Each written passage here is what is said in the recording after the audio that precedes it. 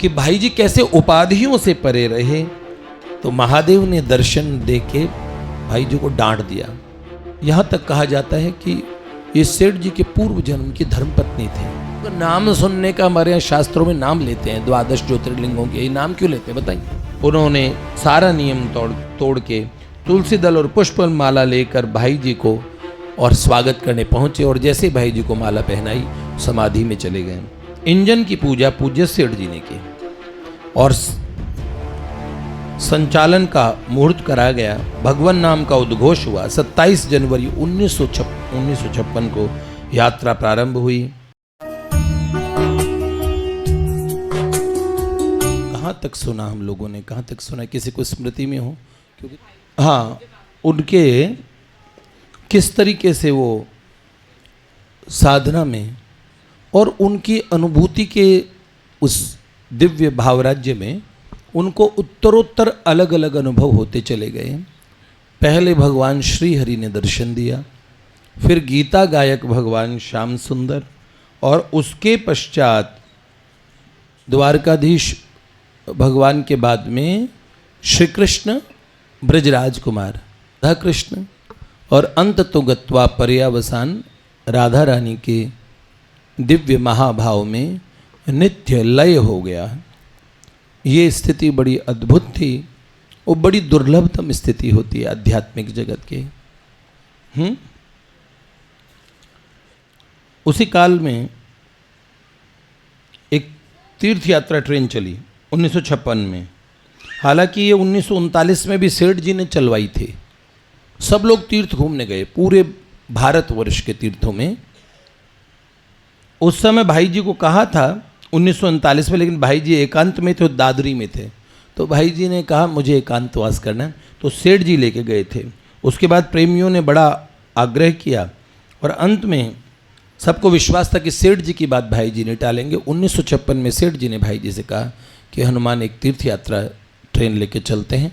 सब लोगों को लगभग 2-3 महीने का, पौष महीने में ये तय हुआ, मतलब जनवरी का महीना 1956 तीर्थ यात्रा के लिए रवाना होने का निश्चय हुआ। हालांकि इसका समाचार नहीं दिया गया ताकि किसको मना करें किसको हाँ करें। फिर भी बहुत लोग हो गए, बहुत लोग, और 19 जनवरी को ये तय हुआ कि काशी से यात्रा शुभारंभ होगी 19 जनवरी 1956 में। तो भाई जी लगभग 100 लोगों के साथ काशी पहुंचे और पहले शुरू होनी थी यात्रा उड़ीसा से, लेकिन उड़ीसा में उस समय उपद्रव हो गया, इसलिए प्रोग्राम बदलना पड़ा। भाई जी को 7 दिन काशी रहना पड़ा और उसके बाद में ये तय हुआ कि उड़ीसा में दर्शन करने के बजाय पहले हम चित्रकूट वगैरह दर्शन कर लेते हैं, फिर उड़ीसा जाएंगे। और चित्रकूट प्रयाग की उत्तरी भारत की यात्रा पहले तय करने का निश्चय हुआ और सेठ जी लगभग 250-250 तीर्थ यात्रियों के साथ और कलकत्ता से काशी आए। भाई जी 100 को ला चुके, लगभग इस तरह 400 लोगों के आसपास ये सब लोग एकत्र हुए और ट्रेन चली। सेठ जी, भाई जी, स्वामी जी सब ने पहले प्रवचन किया कि यात्रा में अपने लोगों को क्या क्या ध्यान रखना है। पूरे भारत के तीर्थों में घूमेंगे, यात्रा के कुछ नियम होते हैं इसलिए। और काशी के मुख्य पंडितों ने गणपति पूजन, देवताओं का विधि पूर्वक वेद मंत्रों द्वारा पूजन कराया और इंजन की पूजा पूज्य सेठ जी ने की और संचालन का मुहूर्त करा गया। भगवान नाम का उद्घोष हुआ। 27 जनवरी 1956 को यात्रा प्रारंभ हुई। दूसरे दिन ट्रेन करवी स्टेशन पे पहुंची और वहां गोस्वामी जी के नेतृत्व में प्रार्थना हुई, संकीर्तन हुआ। भाई जी ने यात्रियों को फिर से नियम बताए और ये क्रम रहा कि जिस स्टेशन पर गाड़ी पहुंचती वहीं प्लेटफॉर्म पे सभी चिमनलाल गोस्वामी जी के नेतृत्व में प्रार्थना करते, उतरते और कीर्तन करते। फिर आसपास के दर्शन स्थानों का महात्म्य क्या है और बिना महात्म्य के तीर्थ यात्रा का लाभ बहुत उसका मतलब उसके काफ़ी अंश में उसका लाभ से साधक वंचित रह जाता है। तो महात्म्य बड़ा आवश्यक है। तीर्थ यात्रा ऐसे नहीं करनी चाहिए कभी भी। पहले पता करना चाहिए एक जगह क्या है, तद भाव से भावित होके फिर वो स्थान किया, हाँ ये रामेश्वर में है, यहाँ की ये महिमा है, कहाँ धनुष कोटि तीर्थ है, कहाँ पे क्या बात है, राम जी ने कहाँ पूजन किया, हर जगह ऐसे ही करना चाहिए। और उसके बाद में करवी स्टेशन से सब बस द्वारा चित्रकूट पहुँचे, 2 दिन रहे। संपूर्ण यात्रा का विवरण नहीं दे पाएंगे, संक्षेप में वर्णन कर रहे हैं, ऐसा श्याम सुंदर दुजारी जी ने लिखा है। और सबसे पहले प्रयाग में पुरुषोत्तम दास टंडन यूपी के मुख्यमंत्री थे और प्रभुदत्त ब्रह्मचारी जी, इनके नेतृत्व में विशाल जनसमूह ने भाई जी का स्वागत किया, तीर्थयात्रियों का। खुद मुख्यमंत्री ने अयोध्या के स्टेशन पे प्रार्थना हुई, संकीर्तन प्रवचन के बाद सरयू के घाट पे सब लोगों ने स्नान किया और राम जन्मभूमि में नगर निवासियों द्वारा बृहद सभा का आयोजन हुआ, सभी संत पधारे। और जब भाई जी इंदौर पहुंचे यात्रा से, तो सीताराम दास ओंकारनाथ महाराज उस समय ओंकारेश्वर तीर्थ में तपस्या कर रहे थे। तो हालांकि वे मौन में किसी से मिलते नहीं थे, फिर भी उन्होंने सारा नियम तोड़ के तुलसी दल और पुष्प माला लेकर भाई जी को और स्वागत करने पहुँचे। और जैसे भाई जी को माला पहनाई, समाधि में चले गए। और इस तरीके से भाई जी जब दक्षिण भारत पहुँचे, तो एक मिस्टर सारंगपाणी थे, वो हिंदी प्रचार समाचार के दक्षिण भारत में सह संपादक थे। वो भाई जी के ट्रांसलेटर बन के घूम रहे थे, साउथ इंडियन लोगों को भाई जी की बातें बताते और भाई जी को उनका। और प्रायः सभी तीर्थों की यात्रा हुई, सब तीर्थयात्री सेठ जी के साथ, भाई जी के साथ में तिरुपति बालाजी, कालहस्ती, कांचीपुरम, तिरुवन्नमुले और रमणाश्रम, श्रीरंगम, मदुरई, रामेश्वरम, कन्याकुमारी, श्री विल्लपुत्तूर, तेनकाशी, कुंभकोणम और तिरुनेलवल्ली, आलवार, तिरुनगरी और तिरुवनंतपुरम और गुरुवायूर, ये सारे तीर्थों के नाम हमने सुन लिए। तीर्थों के नाम सुनने का हमारे यहाँ शास्त्रों में नाम लेते हैं, 12 ज्योतिर्लिंगों के। ये नाम क्यों लेते हैं बताइए? नाम लेने से होता है कि एक अंश में इनका नाम का स्मरण करने से, सुनने से उस तीर्थ के आंशिक यात्रा का फल प्राप्त होता है। तो भाई जी गए, हम तो उस चरित्र में उन तीर्थों के नाम इसलिए ले रहे हैं। और भाई जी ने बड़ा अनोखे तरीके से लोगों को समझाया। तो भाई जी महात्मा ऐसे बताते थे कि लोगों का मन फिर उस तीर्थ में ऐसा डूब के वो फिर तीर्थ करते थे। तो जैसे एक उदाहरण दिया इन्होंने कि भाई जी तिरुपति से तिरुमलाई पर्वत पे जा रहे थे, तो सब लोगों को भाई जी की मोटर पीछे पीछे चलती, सब बसें जो करते वो आगे आगे चलती, क्योंकि ट्रेन से सारी जगह ट्रेन तो नहीं जाती। तो जहाँ ट्रेन एक प्लेटफॉर्म पे रुक जाती, वहाँ सब बस करके सबका व्यवस्था होती पहले आगे से आगे। तो बसें जाती, वो ले जाती उन स्थानों पे। तो भाई जी अपनी मोटर से साथ साथ चलते पीछे। तो भाई जी गाड़ी में बैठे और पहाड़ पर पद यात्रियों के चढ़ने के लिए सीढ़ियों का रास्ता था। हाँ, पैदल न करके लोग बस या कार से भी पहाड़ पे जा रहे थे।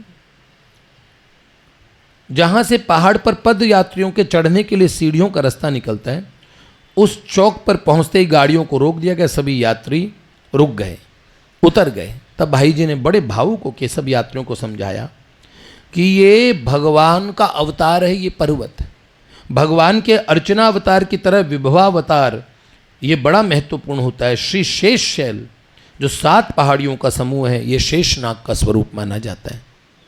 और लेटे हुए भगवान के स्वरूप की फोटो आती है ना कि ऐसे पर्वत का आकार ऐसा है। तो इसलिए इसे शेष शैल शिरोमणि कहते हैं। तो भाई जी कहते हैं कि श्री रामानुज, जगत गुरु रामानुज भगवान ने कि ये भगवान का अवतार है ये पर्वत, इसलिए रामानुज भगवान पैदल नहीं चढ़े, अपने हाथों पे पट्टियां और घुटनों और हथेलियों पर पट्टियां लपेटकर और लेट के रेंग रेंग के उस पर्वत पे चढ़े। कि मैं पैर नहीं रखूंगा। रामानुज भगवान रोने लगे थे और कहा कि ये तो मेरे प्रभु का स्वरूप है, ये पर्वत, इस पे पैर कैसे रखूं। तो इसलिए कोहनी, हथेली, घुटनों के बल, और वहाँ पे उसमें भी कपड़े लपेट के फिर ऐसे रगड़ रगड़ के रेंग रेंग के इतने ऊंचे पर्वत पे चढ़े। भाई जी कहते हैं लेकिन हाय आज हम अशक्त हैं, विवश हैं। इतना कह के भाई जी थोड़ी देर ध्यानस्थ हो गए, नेत्र सजल हो गए। उन्होंने शेषाद्रि पर्वत को दंडवत प्रणाम किया, वहाँ की धूली मस्तक पे लगाई और सभी लोग भी फिर भाई जी की बात सुन के बड़े भाव से उस पर्वत पे चढ़ के गए। एक महापुरुष बताते हैं कि इसलिए हमारे यहाँ कहते हैं वेदा विभिन्ना स्मृतियों विभिन्ना नासो मुनिर्यस्य मतम न भिन्नम धर्मस्य तत्वम निहितम गुहाया महाजनो ये न गता स पंथा। महापुरुष जिस रास्ते से चलते हैं उनको फॉलो करके जब हम चलेंगे वो रास्ता रास्ता होता है। इस तरह अलग अलग स्थानों पे मदुरई के मीनाक्षी मंदिर में बड़ा भव्य और स्वागत हुआ। स्थानीय प्रेमियों ने तमिल में, संस्कृत में, गुजराती भाषा के अलग अलग भजन सुनाए और भाई जी की प्रसिद्धि की चर्चा सुन के साउथ इंडियन लोगों ने उनकी बड़ी स्तुति की, बड़ा प्रशंसा की। भाई जी ने कहा देखिए माला आप जो मुझे पहना रहे हैं वास्तव में स्तुति के योग्य तो केवल भगवान ही हैं। एक साधारण व्यक्ति का ऐसे गुणगान करना अच्छी बात नहीं है। और वेद पाठी ब्राह्मण शास्त्रज्ञ जहाँ जहाँ दिखते भाई जी को वो वेद सुनाते, पाठ सुनाते और भाई जी सबको नतमस्तक को प्रणाम करते। जहाँ जाएं वहाँ के विप्रों को दक्षिणा जरूर दें।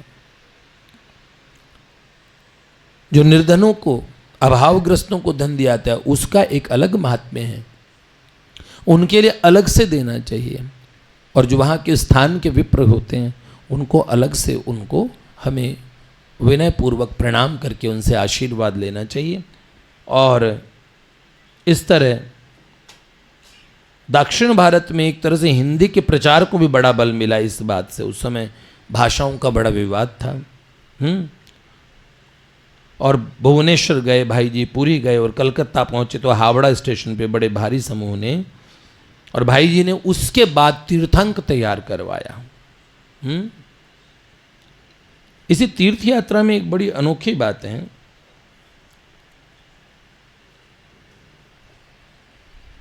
उन्नीस 1956 में जब भाई जी वहां गए तो दक्षिण भारत में बेजवाड़ा के पास गए।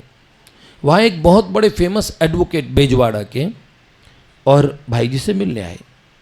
उन्होंने कहा ये एक प्रौढ़ महिला और दिन रात एकांत में भजन करती है और बड़ी देवी संपदा से युक्त है, एक तरह की सिद्ध संत है। बहुत थोड़े लोगों को उनके दर्शन होते हैं पर वो बहुत भजन में ऊंची अवस्था में पहुंची हुई है। पर वो किसी से बातचीत कभी नहीं हुई, हमेशा अपने ध्यान और अपने सुमिरन में लगी रहती है। एक बार जब भाई जी उस स्थान के आसपास के संतों का जरूर पता करते थे तो दर्शन करके उस स्थान के संतों को जो पता, तो वो एडवोकेट साहब ने कहा एक वो माता जी वो भी एक सिद्ध संत हैं पर उनके दर्शन बड़े दुर्लभ हैं, बाहर बहुत कम निकलती हैं। हाँ, यदा कदा बड़े अच्छे महात्मा उनके दर्शन के लिए आते रहते हैं, तो एक बार आप उनके दर्शन जरूर करें। भाई जी से आग्रह किया तो उन्होंने अगले दिन अपने यहाँ भाई जी की को निमंत्रित किया और साथ के लोगों को भाई जी एक बार बिठाया और उन्होंने कहा देखो साधना कक्ष में ऐसे महापुरुषों के घर में नहीं प्रवेश करना चाहिए। बड़ी शालीनता से दबे पैर भाई जी थोड़ा अंदर झांक के अंदर प्रवेश किया तो प्रौढ़ अवस्था की केश श्वेत थे, एक देवी ध्यानस्थ बैठी थी और एक दृश्य देखा भाई जी ने और बड़े अचंभे में रह गए। श्यामा श्याम का सुंदर चित्र था और एक चित्र था भाई जी का।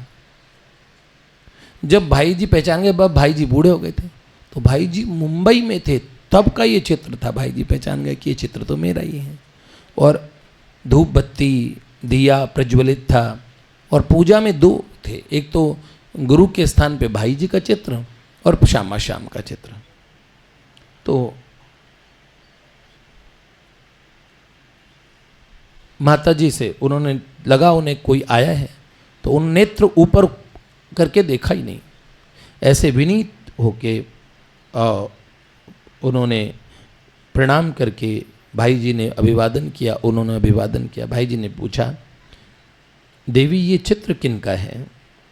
उन्होंने सर झुकाए हुए कहा कि बहुत वर्षों पूर्व मैंने इनके विषय में कुछ पढ़ा था और ऐसी एक अंतर की प्रेरणा हुई कि जैसे भगवान को मानते हैं वैसे इन्हें मानने से मुझे अभीष्ट की प्राप्ति होगी। जैसे श्यामा श्याम हैं वैसे ही ये हैं। तो मैंने बहुत विशेष चेष्टा करके पता करवाया कि कौन है। तो एक चित्र, वो जब ये संत मुंबई में रहते थे तब उनके इस चित्र की व्यवस्था उस काल के चित्र की हुई, और चित्र मुझे उपलब्ध नहीं हो पाया। तो जैसे मेरे ठाकुर जी हैं वैसे ही मैं इनका पूजन करती हूँ। तो भाई जी ने कहा, देवी क्या आप जानती हैं कि ये कौन हैं और कभी इनसे मिलना हुआ या कभी इनके प्रत्यक्ष दर्शन हुए? कहाँ रहते हैं अब मुंबई के बाद में? आपको कोई समाचार? उन्होंने कहा, मैं इनका नाम जानती हूँ, इनसे कभी मिली नहीं, पता ठिकाना जानने की आवश्यकता क्या? उपासकों के लिए कोई पता ठिकाने की आवश्यकता नहीं है, जहाँ हम बैठे वहीं से उपासना, वहीं से। और तो भाई जी ने बड़े संकोच से कहा, एक बार अगर आप ऊपर देखें तो बड़े लज्जा भरे नेत्रों से उन देवी ने ऊपर की ओर दृष्टि डाली और जैसे ही उन्हें देखा तो तुरंत भूमि पे मस्तक रख दिया।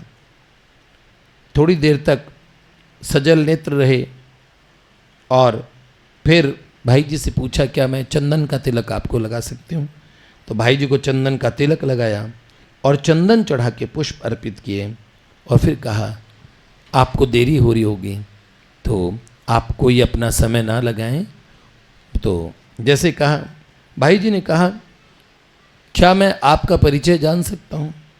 तो उन्होंने कहा, मेरा परिचय जानने की आवश्यकता आपको कुछ है ही नहीं। जो परिचय भी मिला हो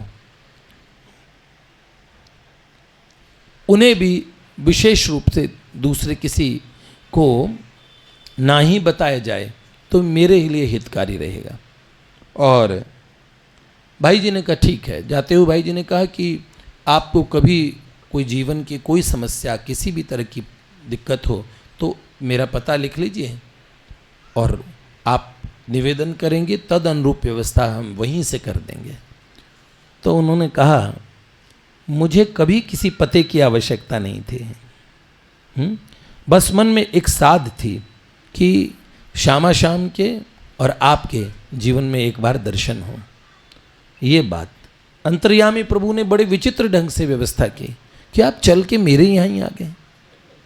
उस एडवोकेट तक को नहीं पता कि ये जो एक भाई जी अब वृद्ध हैं और ये जो चित्र हैं ये भाई जी का ही है। वो तो ऐसे ही एक बड़ा एडवोकेट था, उसने कहा, हमारे पास हमारे एक क्षेत्र में एक सिद्ध संत रहती है, भजन करती है हमेशा। अब उन्होंने कहा, अब और मुझे कुछ नहीं चाहिए, बस ये जो भजन है मेरा जीवन के अंत तक निभ जाए। और भाई जी भाव विवल हुए और भीतर से आशीर्वाद दिया और मात्र कुछ लोगों को अपने अंतरंग, जिनको भाई जी ने सिर्फ उनके विषय में ये जानकारी दी, और उन देवी का नाम आसपास में सब संतों के रूप में मध्य में प्रचलित था, चिन्मयी देवी। और एक दिन भाई जी को उनकी स्मृति हुई तो उनके समर्पण और उसको लेके भाई जी ने एक पद की रचना की थी। वो पद क्या था?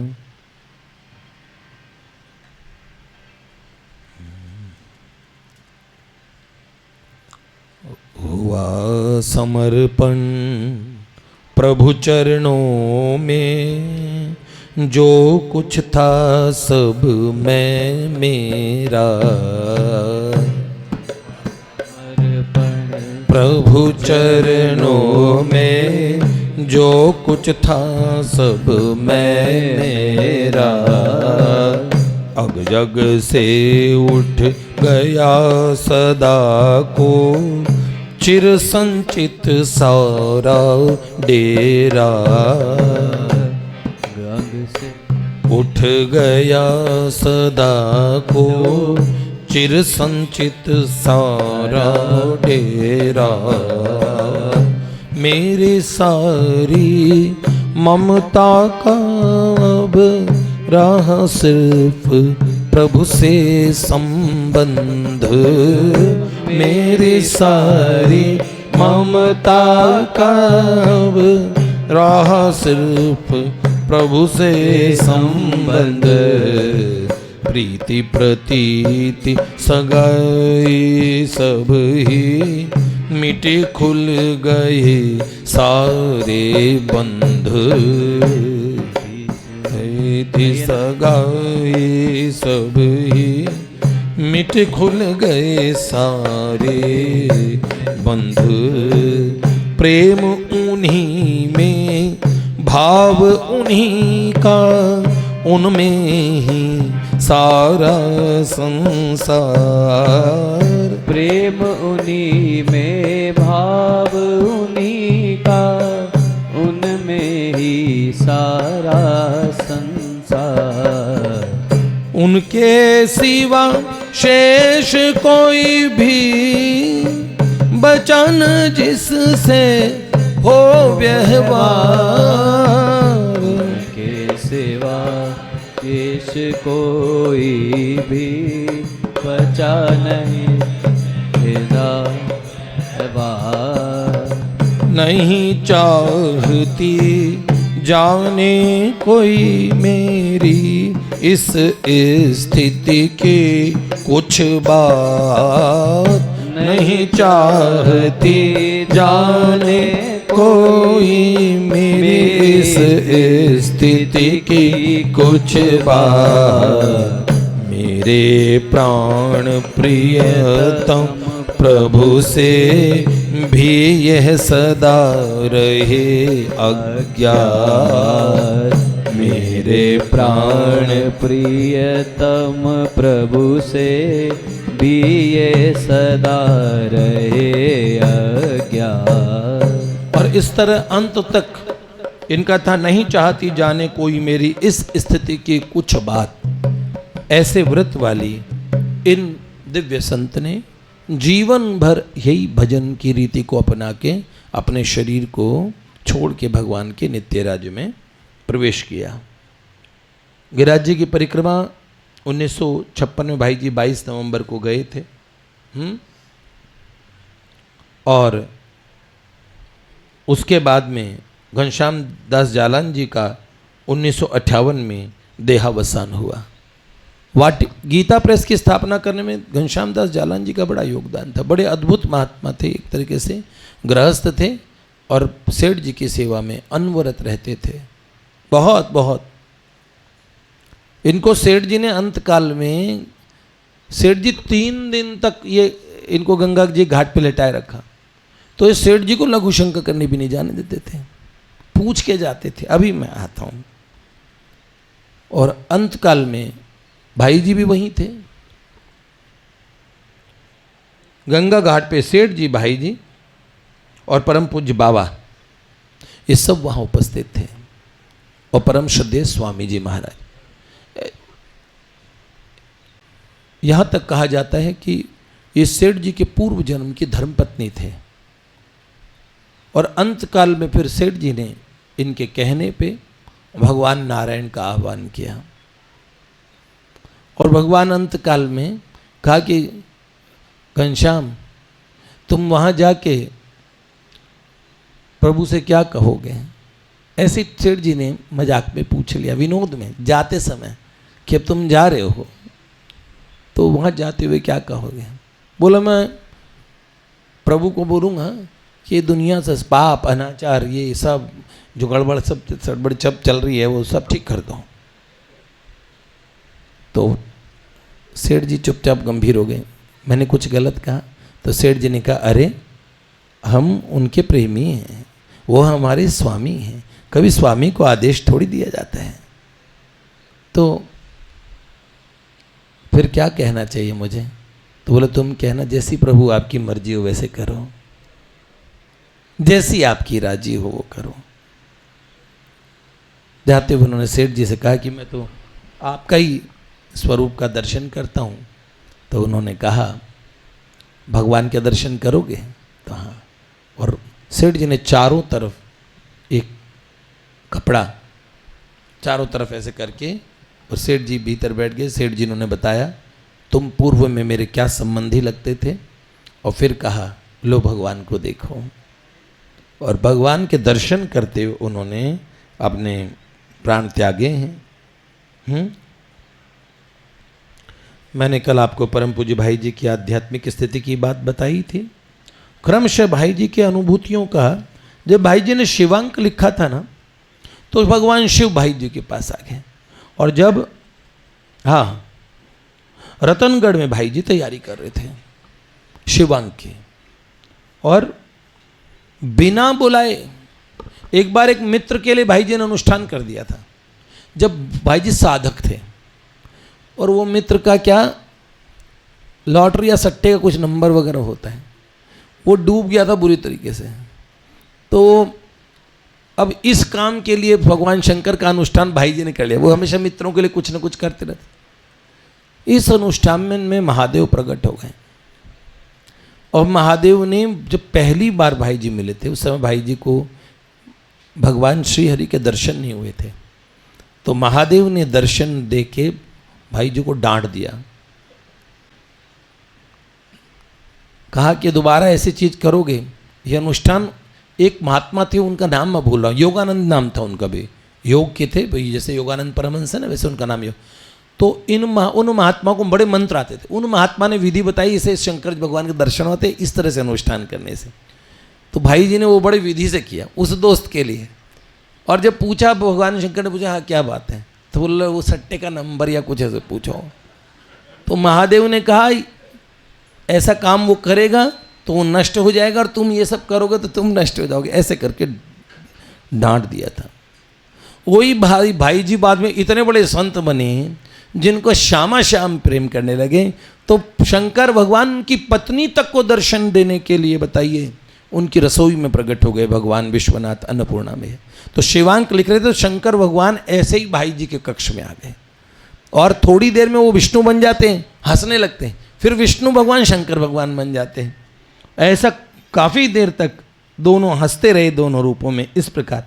और जब भाई जी शक्ति अंक के लिए तैयारी कर रहे थे, जिस स्वरूप के विषय में भाई जी लिखना चाहते थे उन्होंने स्वरूपों ने अपनी अपनी जानकारी दी है।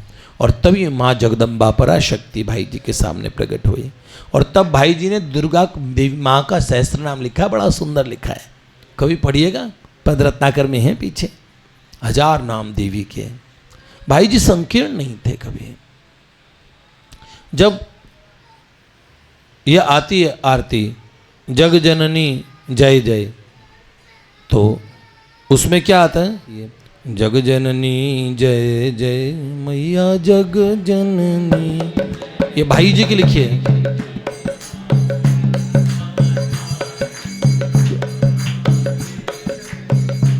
भव भामिनी भव तारिणी मारिणी जय जय मैया जग जननी जय जय। इसमें भाई जी एक बात कहते हैं माँ भगवती के लिए, राम कृष्ण तू सीता ब्रज रानी राधा, ओ मैया ब्रज रानी राधा,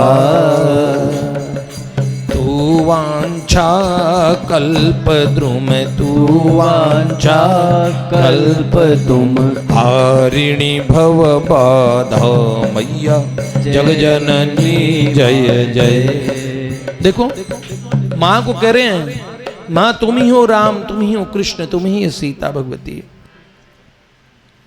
इस तरीके से। और उसी काल में भाई जी ने 1958 में कृष्ण जन्म स्थान का उद्घाटन किया। और ये भागवत भवन देखते हो, वहाँ भाई जी की मूर्ति लगी है। कितनी मेहनत से, वहाँ टूटा फूटा स्थान था वो पूरा, कृष्ण जन्मभूमि, लोग आते देखते, और उसका जीर्णोद्धार वो भाई जी के हत्थे चढ़ गया। और उसी समय हम क्या कहें, महापुरुष और संत भगवान की वस्तु की जैसे संभाल कर पाते वैसे कोई नहीं कर सकता। और उस काल में जो भी श्री कृष्ण प्रेमी थे, जुगल किशोर बिड़ला जी और रामकृष्ण डालमिया जी, इन लोगों ने अपनी माता श्री के पुण्य स्मृति में केशव देव मंदिर का, कटरा केशव देव बोलते ना, उसका निर्माण कराया। बड़ा सुंदर। आगे उसमें राधा बाबा द्वारा शक्तिपात। उस समय क्या, भाई जी के साथ बाबा रहते थे। लोग सोचते थे बाबा एक सन्यासी हैं। साधारण लोगों में ऐसा रहता था कि गृहस्थ होता है, गृहस्थ के गुरु सन्यासी होते हैं। किसी को नहीं पता सन्यासी के गुरु गृहस्थ हो सकते हैं। और भाई जी भी, सब लोगों में ये बात रहती थी, भाई जी भी इस बात को छुपा के ही रखते थे।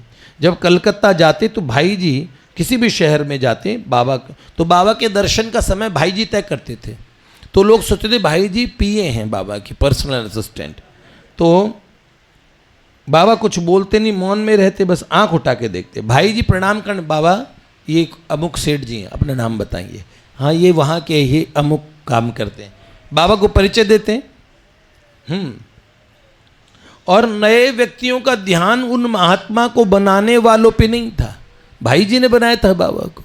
लेकिन निर्माता की तरफ न हो के उनका ध्यान महात्मा जी की तरफ था। भाई जी के मनचाही हो जाती है। और रोज लोग फोन करते भाई जी को कि महात्मा जी के दर्शन कब होंगे। 1959 का राधाष्टमी का समय था।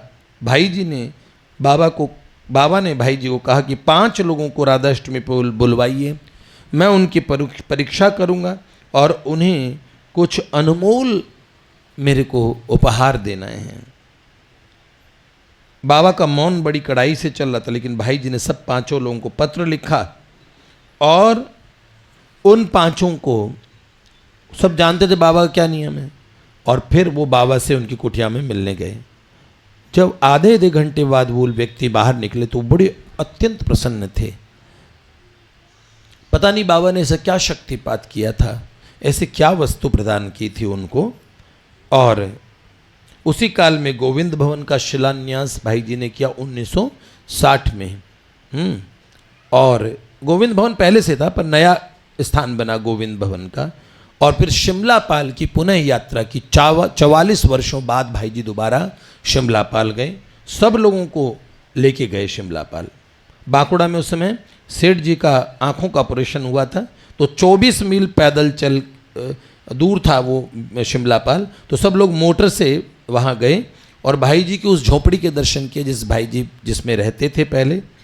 और उस समय भाई जी का लिखा हुआ बंगला में लिखा था नृत्य गोपाल, वो शब्द तब भी लिखा हुआ था। बरसों पहले भाई जी ने वहाँ उपासना की।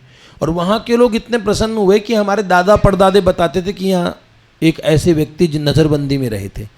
तो उनके पुराने जो बूढ़े लोग रहे, क्या कदाचित वही भाई जी को पहचाने, नई पीढ़ी तो नहीं पहचान पाई। और फिर भाई जी ने वहाँ खूब वितरण किया लोगों को।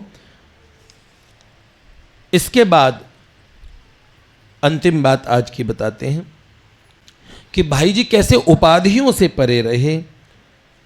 सबसे पहले बड़ी बड़ी उपाधियां भाई जी को मिलती बड़ी, क्योंकि सर्वप्रथम गोरखपुर के कलेक्टर थे, उनका नाम था पेडले, अंग्रेज थे। तो ये जो पेडले साहब ने और भाई जी को कहा मैं बड़ा अभिभूत हूँ, इतने लोगों की सेवा करते, एक अकेला आदमी, इतने इतने अकाल, इतने इतने प्लेग, सब में भाई जी खुद चला चला की सेवा करते थे। तो मिस्टर पेडले ने भाई जी को राय साहब की उपाधि दे दी कि राय साहब की उपाधि के लिए नॉमिनेशन कर दिया। जब उपाधि के लिए घोषणा हो रही थी तो भाई जी ने हाथ जोड़ के कहा कि मैं इसके योग्य नहीं हूँ, आपका मेरा बड़ा और स्नेह है, बस इतना बहुत है, मुझे कोई उपाधि नहीं चाहिए। उन्हें मना किया। और 1935 में गोरखपुर में जो बहुत बाढ़ आई थी, उस समय भाई जी ने गीता प्रेस के सभी कर्मचारियों के साथ में और बड़ी सहायता की, लोगों की नावों द्वारा जा जाके अनाज वस्त्र बांटते थे और रोज अपने स्थान के एक जगह व्यवस्था की 6,500 लोगों का रोज प्रसाद होता था। रोज उनकी व्यवस्था करना, हाँ, और इतने दिनों तक ऐसी सेवा करना, कितना खर्चा लगा होगा उस काल में। तो वहाँ के कमिश्नर थे उस समय आर.सी. हॉबर्ट 1935 में, तो ये भी अंग्रेज थे। तो इन्होंने भाई जी को एक धन्यवाद का पत्र लिखा कि जो हम अधिकारी मिलके प्रशासन सहित नहीं कर पा रहे, बाढ़ से निपट नहीं पा रहे, आप एक व्यक्ति हो कि एक संस्था के जैसा इतना बड़ा काम कर देते हैं, बड़े। तो भाई जी को उन्होंने राय बहादुर की उपाधि के लिए नॉमिनेट किया। अंग्रेज जब किसी को अपने पक्ष में करते थे उन्हें बड़ी बड़ी उपाधियां देते थे, गवर्नमेंट सुविधाएं देते थे ताकि वो अंग्रेजों के पक्ष में भी रहे। तो भाई जी ने बड़ी विनम्रता से हॉबर्ट साहब को कहा कि नहीं, ये तो भगवान की सेवा है, इसमें इसके बदले में कोई उपाधि लेना मेरा हृदय स्वीकार नहीं करता। और भाई जी ने विनम्रतापूर्वक उन्हें मना कर दिया। और थोड़े समय बाद में एक नाइटहुड नाम के गवर्नर थे, उनका नाम था सर हैरी हेग। ये उत्तर प्रदेश के गवर्नर थे, संयुक्त प्रांत के। और इन्होंने भाई जी को क्या सर की उपाधि देने के लिए कि हम आपको सर, आगे नाम के आगे सर लगेगा, सर हनुमान प्रसाद पोद्दार जी। तो भाई जी से, तो भाई ये बड़े मित्र थे भाई जी के, अंग्रेज थे गवर्नर साहब। तो भाई जी से मिले तो उन्होंने कहा, भाई जी ने कहा नहीं, अच्छा एक बात बताइए। भाई जी ने अच्छे से मना कर दिया। तो भाई जी ने कहा वैसे यार ये उपाधियां क्यों देते हैं आप, ऐसे पूछ लिया, इनका क्या लक्ष्य होता है। तो हंसते हुए उन्होंने क्या बोला है, कुत्ते के फंदे में गला बांध, वो पट्टा बांधते हैं। तो भाई जी ने कहा अच्छा, तो इसलिए आप मेरे गले में पट्टा डाल रहे थे, ऐसे कहा। नहीं नहीं, आपने अस्वीकार कर दिया तो बता रहा हूं जो जो बंधवा लेते हैं ये देखो, वो सच्चा था अंग्रेज, उसने सच्ची सच्ची बात बताई। देखो यही उनकी नीयत हुआ करती थी उपाधि देने से पहले। तो स्वीकार करते तो हम आपको धन्यवाद देते, आपकी प्रशंसा करते, भाई जी को उन्होंने कहा। और सबसे बड़ा प्रलोभन आया देश की आज़ादी के बाद 1955 में। डॉक्टर राजेंद्र प्रसाद भाई जी से बड़ा स्नेह करते थे, राष्ट्रपति महोदय। उन्होंने भारत के गृह मंत्री गोविंद बल्लभ पंत जी, जो भाई जी के पक्के ही भक्त थे, अब कल बताऊंगा, उनको बड़ा अच्छा अनुभव हुआ भाई जी का। जैसे हमारे देश में अमित शाह जी है ना, वैसे भारत के पहले गृह मंत्री श्री गोविंद बल्लभ पंत जी, इन्होंने इनको भेजा। वे गोरखपुर आ गए। भारत रत्न की उपाधि जो लोग प्रधानमंत्री तक लेना चाहते हैं, मरने के बाद ले लेते हैं ना हाँ। और तो भाई जी से मिलने गोविंद बल्लभ पंत जी आए गोरखपुर और बड़ी आत्मीयता से बात करते हुए भाई जी की कलम ले ली, भाई जी का पेन निकाला और अपने हाथ से एक पेपर निकाला, अपनी जेब से पेपर निकाला और उस पेन से कहा कि ये भाई जी का पेन लेके कहने लगे अब इस पर साइन कीजिए इस पेपर पे। तो गोविंद बल्लभ पंत जी से भाई जी ने पूछा, तो इस पे हस्ताक्षर कर दीजिए, इसमें भारत रत्न की उपाधि देने का प्रस्ताव है। और फिर बोले ये कलम आपको हम प्रसाद रूप में ले जाएं। तो भाई जी ने कहा रख लो मेरी कलम। तो फिर उन्होंने कहा लेकिन उस उपाधि के लिए अपनी असहमति दे दी। उन्होंने कहा राजेंद्र बाबू के प्रति मेरे मन में बड़ा आदर का भाव है, लेकिन ये अनुरोध मैं स्वीकार नहीं कर पाऊंगा। और बड़ी दृढ़ता से भाई जी ने वो कागज समेटा और उनकी जेब में वापस डाल दिया। दिल्ली पहुंचकर गोविंद बल्लभ पंत डॉक्टर राजेंद्र प्रसाद जी से मिले तो उन्होंने कहा भारत रत्न की उपाधि को कौन मना कर सकता है, बड़ी मुश्किल से मैंने जवाहरलाल को तैयार किया था, ऐसे कहा खैर उन्होंने भारत रत्न की उपाधि को, तो भारत रत्न ठुकराने वाले एकमात्र भाई जी रहे हैं। श्री लाडली लाल की जय। ऐसे चरित्र होते हैं महापुरुषों के।